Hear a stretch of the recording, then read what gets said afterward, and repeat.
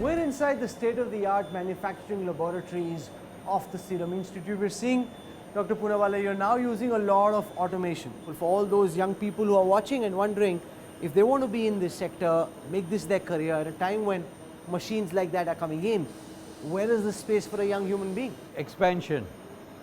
That's what our government is even trying to do, create more facilities, more products, more R&D. And one thing I must emphasize, this is not a labor-saving thing. This is a sterility, quality control issue where there is no human intervention, which is very essential for a product. No human being at any level comes in direct proximity with the vaccine, which is why you've got these gloves into which people put their hands. Yes, this is called a barrier maintained filling area where only you can put in your hand and use the fingers to manipulate whatever you have to do there. There is no question of any breath or anything coming in the way. How much of an effort are you making as a vaccine major in doing your own R&D to make in India, create in India, develop in India?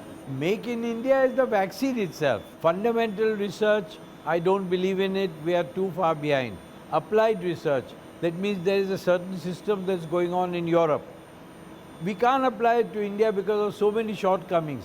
That is the research we are doing to dovetail the two: Indian requirements, international knowledge, married together to give us the right result. But why not fundamental research? That will take too long. We are many years behind and it will be too expensive. But should that at some point in time not be a priority for Indian manufacturers to look at? That will be too far behind. I would think the better way is to take a shortcut and get on with it and deliver the goods so we can internationally grow in our exports and availability of make in India products. Instead of trying to do make in India research products, that will be too far. I'm not for it.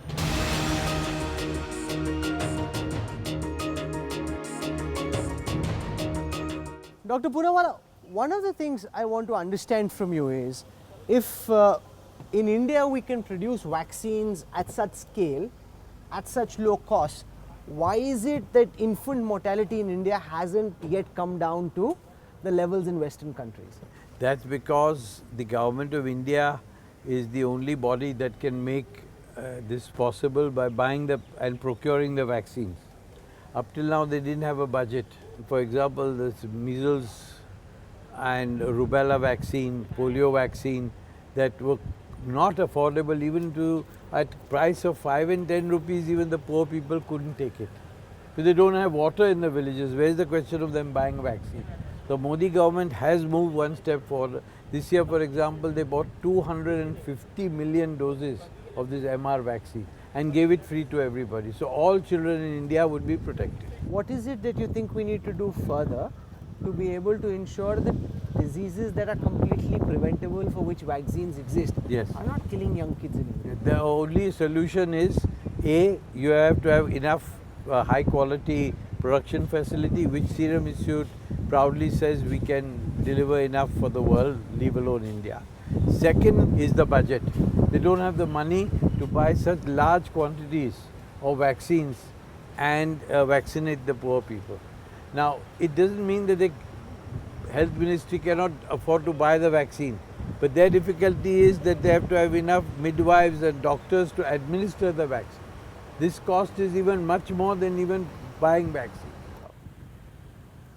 Dr. Poonawala, in this segment of the show, I want to understand from you what you think life has taught you about success and failure. Lessons that can be learned by other young people who are starting out and wondering how they can succeed and be like you. One of it is to hit upon the right combination which will make you drive your motive of what you want to do in life, and then you have to work night and day to see that that succeeds. Without imagining things will happen on its own. Dr. Poonawala, were there moments in your life when you thought that your whole idea is falling apart? That the grand vision that you had for yourself as a young man? That is something I never faced. There were a lot of challenges. This little place where I first laid the foundation with a capital of only 5 lakhs of rupees, half of which I had borrowed. We couldn't get power, we couldn't get water supply, clean water. we couldn't get planning permissions. With Modi ji and his government are trying to make what they say ease of doing business. But ease of doing business is one thing to talk on television and another thing on the ground. Months and years go to get permissions. This little cabin I worked for 5 years. This is the room where you started your business empire from. Yeah. The first product I produced, the health minister was gracious enough to come here, receive it and encourage us. Mr. R.K. Karilkar, who was one of my mentors. How have you seen this entrepreneurial journey in terms of just being able to operate as a businessman in India? First 25 years was really challenging. Then once we got the money power and the right staff to help us to make applications, to go to Delhi, to fall at the feet of the bureaucrats. And I'm using this word which I believe is still there. And the bureaucrats, if they're not sort of looked after, the permissions are still very, very slow. All the bureaucrats in Delhi Health Ministry say, Serum Institute, it's a wonderful company, we can trust them, let's clear their vaccine and their applications quicker. And that is a confidence that any manufacturer needs to give to his nodal authority to convince that when you go with an application, he doesn't look at you with a jaundiced eye, but looks at you with recognition. And this is where many industries have now grown and are growing much faster.